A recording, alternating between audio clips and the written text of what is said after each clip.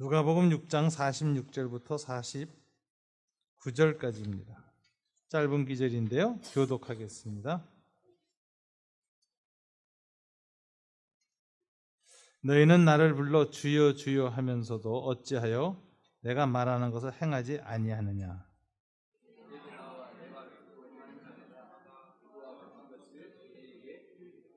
집을 짓되 깊이 파고 주추를 반석 위에 놓은 사람과 같으니 큰 물이 나서 탕류가 그 집에 부딪히되 잘 지었기 때문에 능히 요동하지 못하게 하였거니와 듣고 행하지 아니하는 자는 주추 없이 흙 위에 집 지은 사람과 같으니 탕류가 부딪힘에 집이 곧 무너져 파괴됨이 심하니라 하시니라. 아멘. 기도하겠습니다. 하나님 아버지 감사합니다. 이 아침에 예배 공동체로 허락하시고 우리가 하나님 앞에 함께 예배드리게 은총 베풀어 주신 것 감사합니다. 이 자리에 몸과 마음이 나와 있는데 우리의 의지로 나온 것이 아닙니다. 하나님께서 우리 마음을 감화시키시고 기억시키시고 하나님 앞에 쓰려는 굳센 중심을 일으키셔서 제가 이 아침에 나왔습니다. 은혜로 섰습니다. 이 시간도 은혜의 말씀을 허락하여 주옵소서. 예수님 이름으로 기도드립니다. 아멘. 제가 별로 좋아하지는 않는 신학자이긴 한데 피터 와그너라는 분이 있습니다. 근데 이분이 그 교회 성장학을 연구하시면서 좋은 교회를 설명을 하는데 그 이니셜 P자를 따가지고 4개의 P가 있으면 좋은 교회다 이렇게 얘기를 했어요. 제가 지난주에 우리 후배가 교회를 새로 창립 개척해서 제가 설교하러 갔는데 바로 이 설교를 제가 좀 그때 인용을 했습니다. 4개의 P가 뭐냐? 첫째는 good pastor, people, 좋은 성도들이 있어야 된다.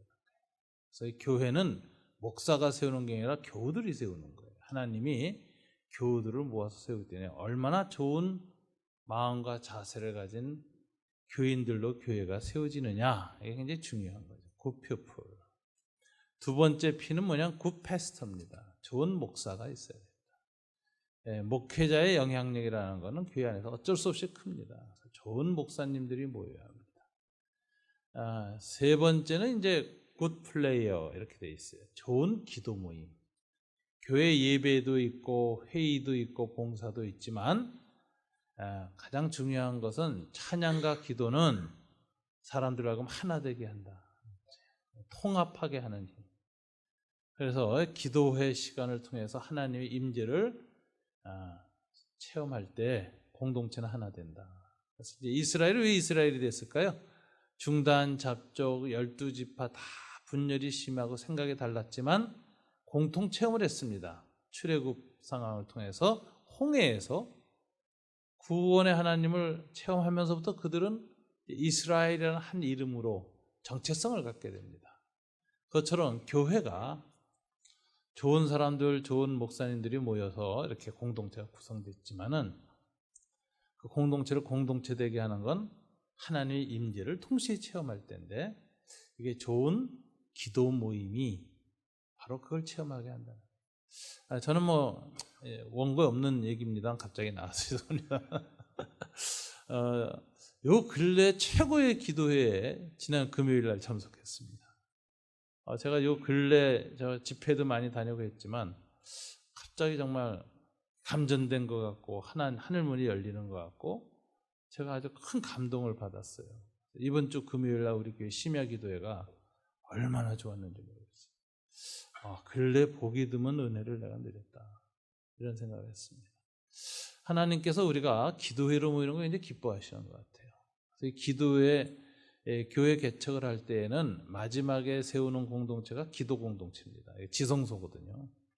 많이는 못 와요. 주일날 모이는 사람이 다 모이진 않지만 그래도 교회 마당이나 바깥에 머물지 않고 지성소로 들어가기를 원하는 사람들이 주로 이제 금요일날 이렇게 모이는데 내년에는 이 기도 공동체를 좀 강화시켜 나가고 가능하면은 매주 모일 수 있으면 좋겠다 이런 생각이 들 정도로 하나님 앞에서 큰 지난주에 그 힘을 얻었어요. 그래서 이걸 우리가 계속 체험해야 되겠다 하는 생각을 했는데 이 좋은 교회의 세 번째 요소가 굿 플레이어예요. 찬양과 기도. 참 좋은 겁니다. 이제 네 번째는 좀 뜬금없는데 굿 파킹낫이에요. 좋은 주차장. 예, 접근하기가 좋은 교회가 좋은 교회다. 이렇게 얘기를 해요. 그분은 너무 실용적이라서 좀 그런데 실용적이라서 별로 받아들이고 싶진 않지만 어쨌든 간에 이 교회가 굉장히 좋은 교회예요. 합동신학교라는 정말 광교 최고의 인프라를 갖고 있습니다. 좋은 교회가 될 수 있는 여러 가지 요건이 많은데 사실은 그건 다 부수적인 거고요. 가장 결정적인 건 뭐냐? 좋은 신앙. 이게 좋은 교회를 만드는 가장 결정적인 것입니다. 좋은 신앙이 일어나야 되고 좋은 믿음이 생기는 공동체여야 좋은 교회가 됩니다. 예수님은 지난주에 좋은 신앙은 뭐로 판단하느냐? 좋은 나무 비유를 들면서 그 열매로 좋은 나무인지 나쁜 나무인지를 알 수가 있다 그랬어요. 거기서 좋은 열매는 그럼 뭘 말하는 것이냐? 마음에 가득한 것을 입으로 말한다라고 함으로써 좋은 신앙의 열매는 첫째 입술의 열매다. 말이다. 그래서 좋은 신앙인들은 제일 먼저 그 말에서 그 신앙이 풍겨납니다. 사람을 존귀하게 여기고 남을 배려할 줄 알고 사랑하고 하나님을 사랑하는 사람들의 말이 다른 거지. 그 마음속에 뭐가 쌓여 있느냐? 짜증이 쌓여 있느냐? 남에 대한 멸시감이 쌓여 있는 사람이냐? 아니면 주변 사람들에서 항상 존귀하게 여기고 삶을 아름답게 보고 그리고 격려하고 사랑하는 마음이 가득한 사람, 말이 다른 거지. 그래서 마음에 가득한 것, 플레레오라는 단어, 충만이다. 충만한 것이 입술로 나온다 하면서 입술의 열매로 그 나무를 보겠다. 주님이 이렇게 말씀하셨습니다. 오늘 본문에 보면은 나무의 비유가 아니라 이제 집의 비유로 주님이 들어가시면서 좋은 신앙이란 무엇이냐? 두 번째 기준을 제시하십니다. 그 내용이 뭐냐면은 좋은 행동입니다. 행위의 열매를 보겠다라는 거죠. 그래서 48절, 47절에서 주님이 뭐라고 하십니까? 46절, 47절에서 너희는 나를 불러 주여 주여 하면서도 어찌하여 내가 말하는 것을 행하지 아니하느냐. 내게 나와 내 말을 듣고 행하는 자마다 누구와 같은 것을 너희에게 보이리라. 그래서 좋은 신앙이라는 건 하나님의 말씀을 듣고 어떻게 하는 것이라고요? 행하는 것이다. 행위로 판단하겠다. 이렇게 주님이 강조하셨습니다. 그러면서 주님이 경계하신 신앙의 양태를 내게 나와 주여 주여 하면서도 이렇게 표현했거든요. 주여 주여 하는 신앙의 문제점을 지적한 거예요. 여기서 주여 주여라는 이 표현이 뭘까요? 이거는 주님이 자주 쓰신 표현이에요. 그 당시 바리새인들이나 제자들에게 나타나는 신앙 양태가 주여 주여라는 표현에 맞는 것으로 자주 나타나는 거죠. 그러니 주여 주여라는 말은 뭐냐면 이스라엘 사람들에게 있어서 이것은 예배 시에 부르는 하나님 이름이에요. 예배를 드릴 때. 그래서 우리나라의 교회들이 큰 교회들도 이렇게 예배 시간이나 기도해야 할 때 강조할 때 보면 주여 주여 주여 주삼창하고 기도해야 하고 그러잖아요. 이거 전통적인 히브리적 연원이 있습니다. 주여 주여라는 말은 예배의 태도를 하는 것입니다. 그럼 주님 여기서 문제 삼는 신앙이 뭐냐면은 하나님에 대한 신앙, 예수님에 대한 신앙을 종교적 형태로만 고백하는 사람들 문제 삼는 거예요. 기도도 많이 해요. 주여 주여. 주여 주여 하고 예배도 자주 드려요. 헌금도 많이 해요. 그다음에 주일날 교회 안에서의 봉사도 참 많이 합니다. 이런 신앙의 상태를 오늘 주님은 주여 주여 하는 자마다 이렇게 표현하신 거예요. 이 사람들의 문제가 뭐냐? 이 사람들이 교회 안에서는 아주 뜨거워요. 신앙 고백을 잘 드러내요. 그런데 교회 밖에 나가서는 변화가 없다는 거예요. 그래서 이 종교적으로 이게 종교적 형태의 신앙이 강해지고 뜨거워지면요, 여러 가지 좋은 점이 있습니다. 우선 종교적 열정이 생기죠. 하나님에 대한 예배의 기도와 찬양이 좀 달라집니다. 또 두 번째는 내적 자유도 누려요. 눌린 게 많잖아요. 얽매인 게 많잖아요. 그걸 극복할 수 있는 내면의 힘을 얻어요. 또는 카타르시스, 해방감도 느껴요. 그래서 교회에 와서 그런 걸 느끼면 참 내가 어디 가서도 이렇게 삶에 지치고 죄에 눌리고 죄책감에 시달리던 내가 어떻게 이렇게 다시 한번 이걸 넘어갈 수 있는 힘을 얻고 체험을 할 수 있을까? 너무 좋아서 교회 오는 게 참 좋다 하는 걸 느껴요. 근데 거기까지만 하면 주님이 문제가 있다고 하는 거예요.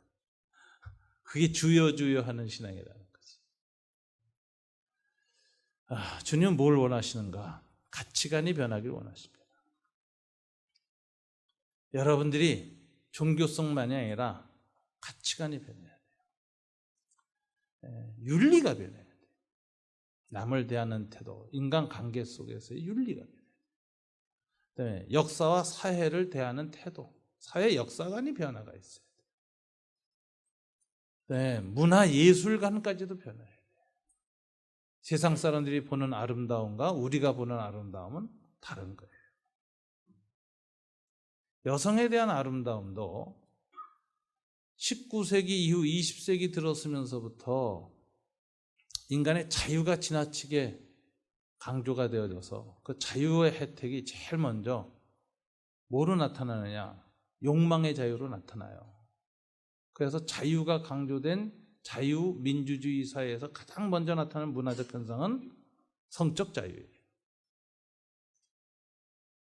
그런 문화와 사회가 바뀌어지고 나면 아름다움의 관점이 바뀝니다. 노동미나 윤리미나 지성미나 도덕적인 아름다움보다는 뭐가 더 중요하죠? 섹슈얼 뷰티, 성적 아름다움이 가장 중요한 여성의 미의 척도가 되는 거예요. 이게 뭐냐면 문화예술관이 타락한다는 거죠.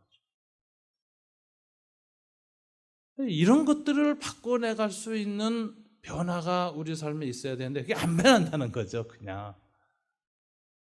그러면서도 종교성은 강화된다는 거예요.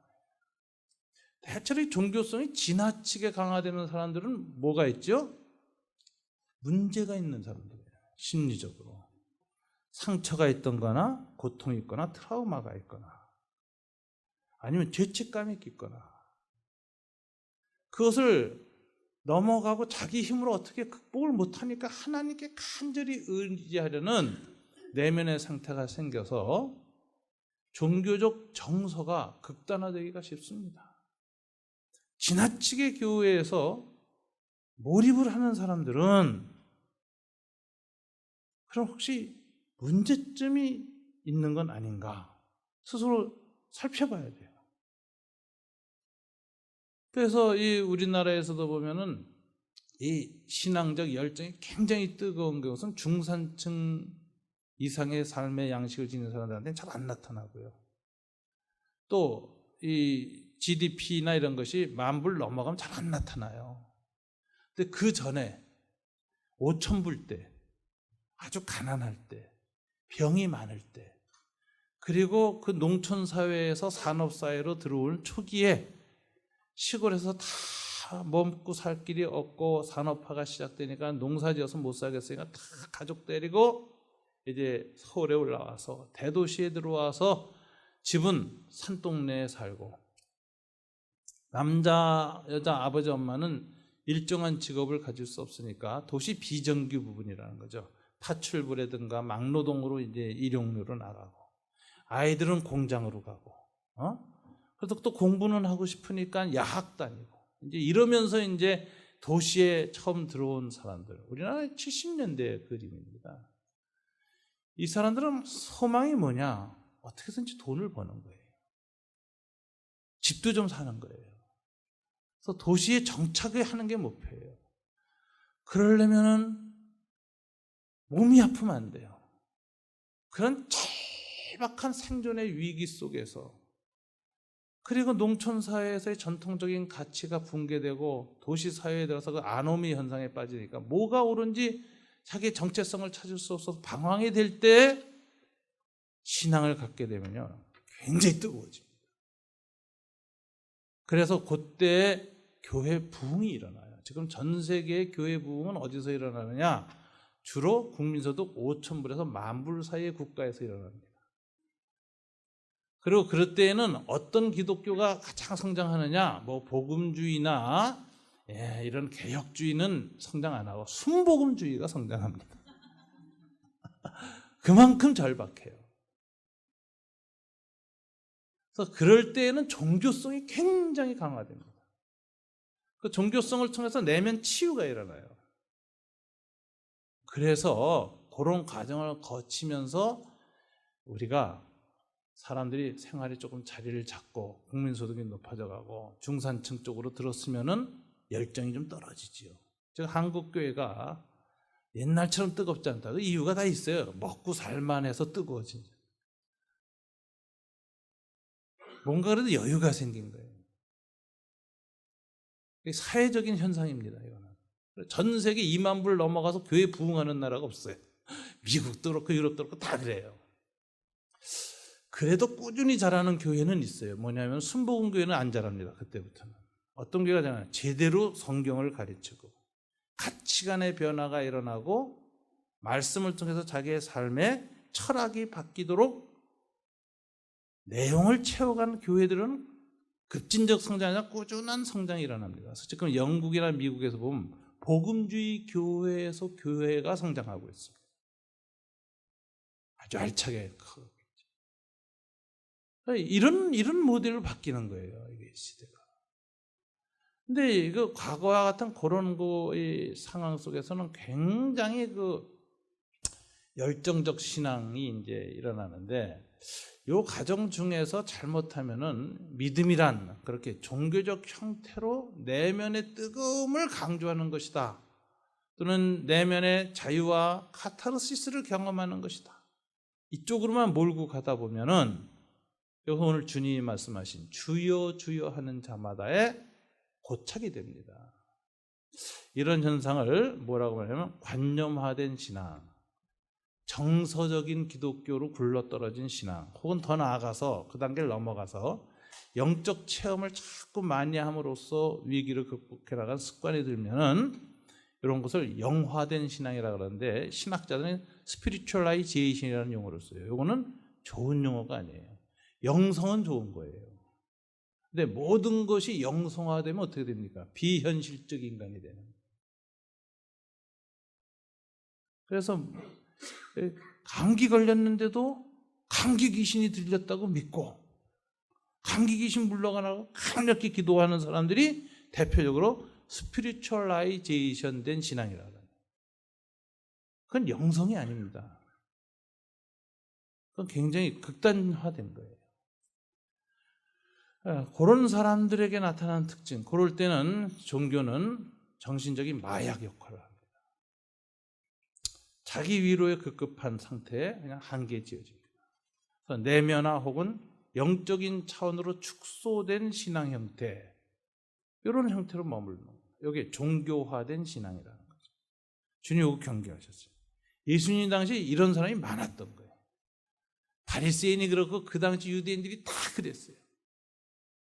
현실의 삶이 어렵고 힘들고 로마의 압박이 강할수록 이 사람들은 더욱더 율법에 매달리거나 예배나 제사에만 매달렸어요.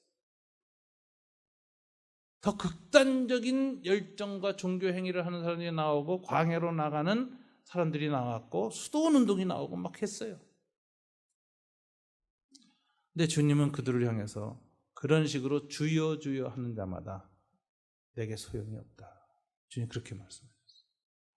그러니까 우리의 이 신앙이라는 건 주님이 몰라요. 균형 잡힌 신앙을 원하는 거예요. 그리고 총체적인 신앙을 원하는 거예요. 치우치지 않고 영성과 가치관과 윤리와 역사 사회적인 삶의 방식에 문화 예술적인 차원까지 우리의 삶의 모든 부분이 하나님의 말씀에 기초해서 변화가 일어나는 신앙이 좋은 신앙이다. 이렇게 말합니다. 이 자쿠 엘루라고 하는 프랑스의 유명한 개신교도가 있습니다. 이분은 이제 정말 세계 기독교의 대표적인 지성이죠. 미국 사람들은 잘 몰라요, 이 사람은. 근데 이분은 법학 박사하고 신학 박사하고 철학 박사입니다. 그래서 이제 더군다나 신앙은 우리가 같아요. 개신교도 특별히 장로교의 영향을 받았는데 프랑스 장로교는 유그노라고 불러요. 아주 소수입니다. 유그노들이 대학살을 당했어요. 캐토릭에 의해서 성 바들로메의 날에 유그노 프랑스 장로교도들, 주로 직업이 의사고 변호사였고 목사여들이었습니다. 이 사람들은 캐토릭 교도들이 우리가 종교전쟁 하지 말고 이제 화해하자고 해서 불러들여요. 그래서 개신교 지도자였던 사람을 왕으로 세웠고 그 왕녀로 스페인 출신의 천주교 신앙을 가진 왕녀를 결혼을 시킵니다. 이 배경으로 해서 나온 유명한 영화가 여왕 마고라는 영화가 있어요. 프랑스 영화. 한번 볼 필요가 있어요. 그렇게 해서 이제 신구교사의 대타협을 하자고 해가지고 전국에서 저항하고 있던 칼빈의 제자들, 유그노들이죠. 칼빈의 제자들이 다 모이는데 그 당시 프랑스 지성의 대부분을 차지하고 있던 시민계급의 지도자들이었어요. 귀족이나 왕이 아니라 새로운 중간계층 시민계급의 지도자들, 당대 지성인들이 다 모였습니다. 2만 명이 모여서 드디어 신구교와 구교 사이의 전쟁이 사라지고 평화가 왔다고 해서 그 결혼식을 축하하면서 포도주 마시고 잠을 잤는데 그날 밤에 카트린이라고 하는 그 딸을 준 그 캐토릭 말하자면 구교의 그 시어머니죠, 아버지죠. 대비죠, 대비마마 우리나라로 말하자면 이 사람이 이제 명령을 내려가지고 구교들이 전부 칼을 빼들고 잠자고 있는 신교들을 다 죽입니다. 그래서 소위 2만 명이 대학살을 당해요. 그래서 당대 프랑스의 내부의 모순과 사회개혁을 할 수 있는 중간계층 지식인이 다 지도자들이 학살을 당해요. 그래서 그 후에 프랑스에는 시민혁명이 일어나질 않아요. 곧바로 민중혁명이 일어나요. 그래서 프랑스 대혁명이 일어나면서 그 민중혁명을 일으킨 사람들은 종교 지도자들이 다 구교도들이었잖아요. 캐토릭. 그래서 그 하나님이 싫었어요. 그래서 프랑스 대혁명은 무신론을 표명합니다. 만일 이 유그노들이 죽지 않았다면 프랑스는 그런 민중혁명 방식보다는 영국처럼 시민혁명 방식의 혁명이 진행되었을 것이고 개신교 국가가 될 가능성이 많았어요. 아주 사회 유능한 개신교 시대에 다 죽어버렸죠. 이 유그노들이 지금도 남아있어요. 이 사람 중에는 굉장히 훌륭한 학자들이 나와요. 자쿠 엘루도 그 전통을 이어받은 사람입니다. 근데 이분이 기독교를 쓰면서 이런 말을 했어요. 역사를 움직인 두 유대인이 있다. 한 사람은 근세에 나온 막스라는 사람입니다. 그 전까지의 철학은 세상을 어떻게 이해하느냐에 관심을 둔 관념론 철학이었다. 근데 막스에 이르러서 비로소 철학의 의무는 세상을 이해하는 것이 아니라 세상을 변화시키는 것이라고 주장했다. 철학의 주제가 신이나 영혼이나 어떤 인간의 내면의 어떤 관념적 가치가 아니라 자본과 노동을 철학의 주제로 삼았다. 그 영향을 받아서 오늘날 철학의 주제는 뭡니까? 이제는 인간의 정신에 관해서 이런 거 논의 안 해요. 최근에 세계적인 철학의 주제는 뭐냐면 자본이나 노동이 아니라 뭔지 아세요? 시장이에요, 시장. 인간의 존재와 가치와 의미는 전부 시장에 의해서 결정된다. 시장이란 무엇인가? 시장에 의해서 인간성이 변하고 있고 인간의 의미가 변하고 있다. 소비자로서의 인간, 이런 식으로. 인간의 존재가 바뀌고 있다는 거죠. 그러니까 이렇게 철학을 관념에서 현실로 뒤바뀌는 결정적인 계기를 한 사람이 막스다라고 얘기하죠. 그런데 자쿠엘은 이런 말을 해요. 예수님도 마찬가지다. 예수님도 좋은 신앙은 좋은 생각을 가지고 있다거나 좋은 종교적 감정을 갖고 있다거나 하는 것으로 판단하지 아니하고 오직 뭐로? 행위로 판단한다. 얼마나 변화가 있느냐. 철학과 종교의 최종 목표는 이해가 아니라 변화다. 저와 여러분의 신앙생활의 최종 목표도 하나님을 아는 것으로 끝나는 것이 아니라 뭐예요? 하나님이 만든 이 세상, 인간을 어떻게 변화시킬 것이냐, 하나님의 뜻대로 하나님의 나라로 바꿀 것이냐, 여기에 우리의 모든 신앙의 목표가 있다. 그러므로 좋은 신앙은 주여 주여 하는 것이 아니다. 이렇게. 행위를 보고 내가 좋은 신앙인지 아닌지 알겠다. 그래서 오늘 우리는 이 하나님 말씀 앞에서 좋은 신앙이란 무엇인가 할 때 제일 먼저 생각하면서 뭐가 좋지 않은 신앙인가? 뭐예요? 주여 주여 하는 신앙, 좋은 신앙 아니다. 그래서 우리가 예배에 속지 말아야 돼요. 기도회에 속지 말아야 돼요. 찬양에 속지 말아야 돼요. 그 모든 것이 뭐로 열매를 나타내야 돼요? 가치로, 윤리로, 사회 역사적 삶의 행위로, 문화 예술에 대한 우리들의 판단으로 변화돼요. 삶의 모든 부분이 바뀌도록 할 때 여기에 진정한 좋은 신앙이 있다. 우리 교회가 좋은 교회가 되려면 좋은 신앙을 형성하는 공동체가 돼야 돼요. 예수님 안에서 자기 위로나 자기 치유만 하고 돌아가는 공동체가 되지 말아야 됩니다.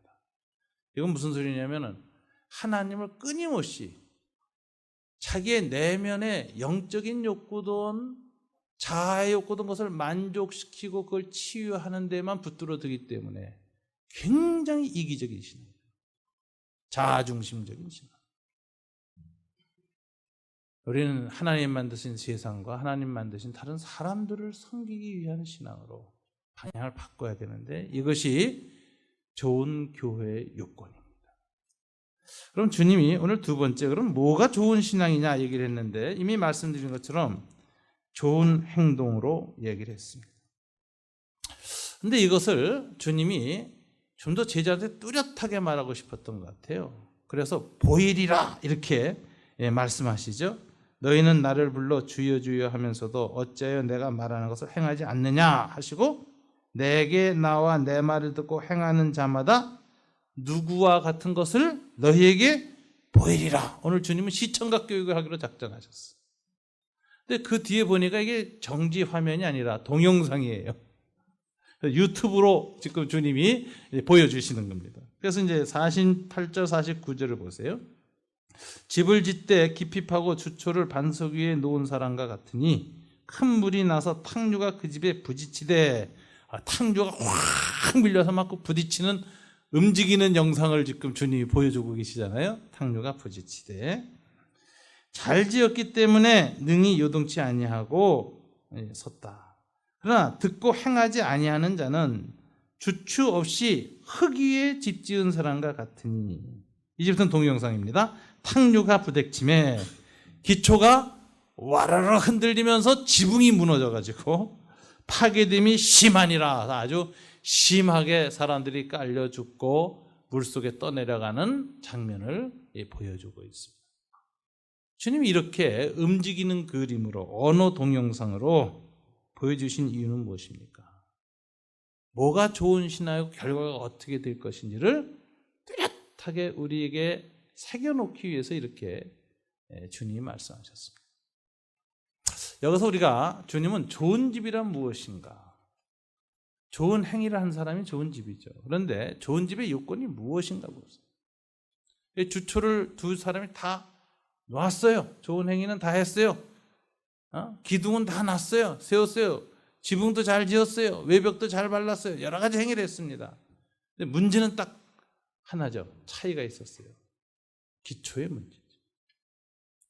주님은 좋은 집인가 나쁜 집인가를 뭐로 판단하시죠? 크기와 외양으로 판단하지 않습니다. 주님은 그 집이 좋은 집인가 나쁜가는 딱 한 가지 기준으로 봐요. 기초가 무엇인가. 똑같은 예수 믿는 사람, 똑같은 한 인생을 살았는데도요, 63층 빌딩을 지으신 어른이 한 분 계세요. 유명한 장로님입니다. 여의도 저는 지나갈 때마다 다 쳐다봐요. 그 유리창이 금빛이에요. 그 독일제 수입해다고 벌써 20년, 30년 전에 지은 그 건물이에요. 금빛이 낮에 태양 떠오를 때 보면 찬란합니다. 야, 참 좋은 건물이다. 그렇게 인생을 멋지게 큰 집 짓고 살다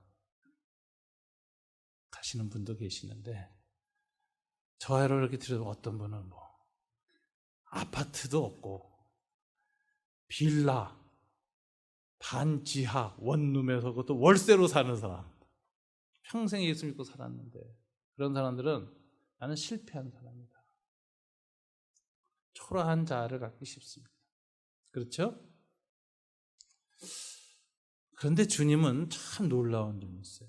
야, 너희는 그런 거 보고 집 잘 지었다, 인생 잘 살았다고 판단하느냐? 내가 보는 기준하고 다르다. 너희는 너무 세속화됐다. 나는 인생을 크기와 외양으로 판단하지 않는다. 내가 보는 건 딱 하나다. 기초다. 아무리 63층을 지었어도 욕망의 모래 위에 집을 지은 사람은 다 무너진다는 걸 기억해라. 그러나 아무리 초라하고 보잘것없이 벽돌 한두 장 쌓고 갔어도 진리라고 하는 주님의 말씀에 기초 위에 지은 자는 영원할 것이다. 짐 엘리엇이라는 유명한 선교사, 선교도 제대로 못했어요. 에콰도르에 내리자마자 식인종한테 잡혀 죽었습니다. 1년인 사역도 못했어요. 내리자마자 죽었어요. 그 사람은 삶은 초라하죠. 벽돌 몇 장 못 났습니다. 그런데도 세계 선교사에서 영원히 빛나는 인물이 됐습니다. 그의 하나님에 대한 헌신과 사랑과 그 삶의 기초에 대한 것들이 그의 죽음을 통해서, 그의 일기장이라든가 선교 들어가야 때 가졌던 그 말들과 생각들이 알려지면서 많은 사람이, 이 사람이 누구인가 감동을 받고, 주님은 말씀하십니다. 나는 크기와 외양으로 너희를 평가하지 않겠다. 얼마나 좋은 주님이신지 모르겠습니다. 요즘 상황에 한번 적용해 볼까요? 죄송합니다. 저도 뭐 이거 잘하는 얘기 또 하는 게 미안한데 생각이 나서 그랬어요. 요즘 두 분의 그 초상화가 대비되고 있습니다. 한 분은 추락하는 것은 날개가 없다 하는 것처럼 무너지시는 분이고, 한 분은 정말 올라가시는 분이 계세요. 한 분은 대한항공의 부사장이라는 분이고, 한 분은 승무원 중에 사무장이라는 분입니다. 한 분은 지금 무섭게 무너지고 있죠. 근데 이 사무장이라는 분은 대한항공 직원들이 그 기내 승무원으로 3년 이상 재직 못한다는 거 아세요? 3년 하면은 많이 퇴사해요. 너무 힘들어서. 근데 사무장이 되려면 10년 이상 근무해야 돼요. 이 젊은 사람, 자식도 있고 아이도 있고 아직 40대라서 해야 할 일도 많은데, 정말 그가 얼마나 힘들고 고통스럽지만 인내해가면서 기내 서비스를 하면서 사무장까지 됐겠습니까? 근데 어느 날 어이없는 모욕을 당하고 수모를 당하면서 비행기에서 내렸습니다. 돌아왔는데 그게 문제가 돼가지고, 자기가 찌른 것도 아니죠. 문제가 돼가지고 막 조사가 돼요. 회사에서 얼마나 많은 회의를 했겠습니까? 아마 그것만 받아들였으면 저는 이분이 대한항공 임원이 되는 겁니다. 이사 자리를 맡아놓은 거예요. 앞으로 잘 사는 거예요. 자식들도 잘 공부시킬 수 있는 거예요. 그 다음에 부사장이가 아직 철이 없어서, 아직 젊어서 실수한 거니까 그냥 내가 또 용서를 하지. 또 이걸 또 밝힌다고 해서 이게 무슨 폭탄이 숨겨져 있던 걸 숨긴 것도 아니고, 이거 크게 문제되지 않을 거니까 하여튼 내부적으로 이거 고쳐나가도록 하고 일단 바깥에다가는 막자 놔도 뭐 이런 마음 가질 수 있잖아요. 그렇게 해서 회사 회의를 받아들였으니 이 사람 출세한 겁니다. 국토부 조사받으러 갔더니 그 임원이 와서 앉아 있었어요. 이 양반이 거기에서도 뭐 이렇게 폭행이나 뭐 이런 거 없었다고 말한 것 같아요. 근데 이제 돌아와서 이분이 가만히 보니까 거기까지 또 국토부 조사하는 분위기를 보면서 야, 이건 아닌 것 같다. 갈등을 느낀 거예요. 내가 스스로 무엇인가를 좋은 쪽으로 생각해서 하려는 거잖아요. 왜 압력에 의해서 이제 그렇게 되는 과정을 거치면서 뭐가 내 삶의 앞으로 진정한 길이냐라는 고뇌를 한 것 같아요. 근데 이분이 이제 JTBC에 나왔어요. 손석희 씨하고 딱 앉았어요. 그러고선 얘기를 하는데 차분차분히 있었던 일을 그대로 얘기해버린 거예요. 검찰에 가서 조사했어요. 검찰가 그대로 얘기했어요. 진실은 그거였죠. 왜? 본 사람이 있고 동영상이 있고 뭐다 그러니까. 이분 생각은 이렇게 위력에 의해서 진실이 은폐되어 밝혀진 이건 아니다. 먼저 자기 회사 임원들이 그거 다 사실이다 우리가 잘못했다고 말했으면은 이분도 오히려 회사에 협조했을 거예요. 근데 이렇게 숨기고 은폐하는 이 현상을 통해서는 대한항공은 앞으로 변화가 필요한데 변화되지 않을 것이고 같이 있는 모든 승무원 동료도 똑같은 고통을 또 겪을 것이고 고객들의 안전에도 위험한 이런 내부의 문제점을 미리 체크하고 개선할 수 있는 힘을 상실해버릴 때 이게 엄청난 대형 사고로 이어질 수 있다는 그런 여러 가지 생각합니다. 이건 아니다라는 판단이 국토부 조사를 받고 나서 생긴 거예요. 자기 개인의 삶의 성공이나 아이들의 미래나 이걸 다 희생할 각오를 한 거죠. 그리고 결정한 것은 진실이라는 것. 진실을 피해서는 이분은 자기의 삶을 진실 위에 쌓아가기로 결심한 겁니다. 여러분, 이 두 사람의 대조되는 그림 중에 누가 좋은 삶일까요? 동시에 이렇게 우리가 내가 만일 그 사무장의 입장에 섰다면 나는 무슨 생각을 했을까? 아마 대한민국의 모든 서민들, 직장 생활하는 사람들이 또 요즘 미생이라는 뭐 저는 안 봤습니다만은 그거 본 사람들이 다 그 사무장에 대한 공감이 생기면서 응원을 하는 것 같아요. 근데 그런 아주 정말 신실하게 소박하게 그저 이름도 안 알려지는 그냥 존재했는지 안 했는지 모르게 한 구석에서 살아가던 한 사람이 진실을 피하지 않고 진실 앞에 자기를 드리기 시작했을 때 이게 대한민국의 새로운 희망이 되고 있는 거예요. 저런 사람이 있는 한 우리는 아직 희망이 있고 저런 사람을 향해서 사람들이 존경과 인정을 해주는 사회 풍조가 아직 남아있는 한 우리 사회는 여전히 희망이 있다는 메시지가 우리 마음을 굉장히 뜨겁게 합니다. 여러분, 이와 같은 삶의 결단을 우리는 매일 해야 된다는 것입니다. 우리의 예배 시간은 단순한 종교적인 은혜를 채우는 종교적 형태만 머물러서는 안 되고 모든 예배 시간에 삶에 대한 결단, 가치에 대한 헌신이죠. 세상은 크기와 양으로 평가합니다. 그러나 주님은 가치로 평가합니다. 진리에 대한 가치. 그래서 내 말을 듣고 행하는 자는 예수님의 말씀이란 진리 위에다 우리의 인생의 시간의 벽돌을 한 장 한 장 쌓아가는 사람은 영원히 무너지지 않을 것이다. 아무리 크고 화려하게 지었어도 죽음 앞에서는 다 무너져요. 세월이 지나가면 다 덧없는 겁니다. 나폴레옹이고 알렉산더가 수많은 사람 죽이면서 세운 대제국이 지금 2000년 지나고 나니까 무슨 의미가 있습니까? 그게.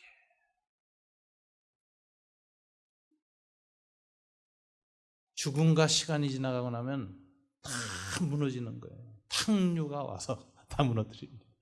마지막 심판대 앞에서는 더 무너집니다. 그때는 와르르 무너져요. 지붕부터. 우리는 인생이라는 건 한 번밖에 기회가 없어요. 60년을 살다가든 70년을 살다가든 80년, 90년, 100년을 살다가든 한 번밖에 없는 이 기회에 벽돌을 놓을 수 있는 딱 한 번의 기회밖에 우리가 생애에는 안 주어졌는데 어떤 벽돌을 쌓을 것이냐, 어디에다 쌓을 것이냐. 우리는 매주 주님 앞에 예배드리면서 결단을 내리고 나머지 한 주간에 어떤 벽돌을 어떤 기초에 쌓을 것이라는 것을 결심하면서 떠날 때 그것이 좋은 신앙입니다. 그런 교회가 좋은 교회예요. 오늘 예수님은 좋은 신앙, 좋은 집 비유하셨는데 주여 주여 잘하는 게 좋은 집이 아니다 그랬어요. 그보다 더 중요한 것은 행위다.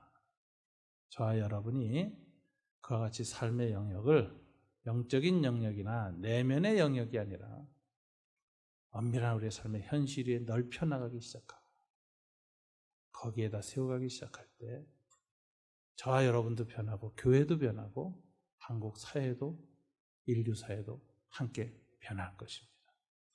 그런 좋은 신앙 공동체가 되기를 주님 이름으로 축원합니다. 기도하겠습니다. 하나님 아버지 감사합니다. 사랑하는 주의 백성이 함께 모였습니다. 주님께서 좋은 신앙은 좋은 집과 같아서 나의 말을 듣고 그 위에 행위에 세워나가는 자, 좋은 신앙이라고 하셨습니다. 우리 인생의 집을 생각하게 하시고 어떤 집을 지을지 다시 한번 결단하는 저희들이 될 수 있도록 축복해 주시옵소서. 예수님 이름으로 기도드립니다.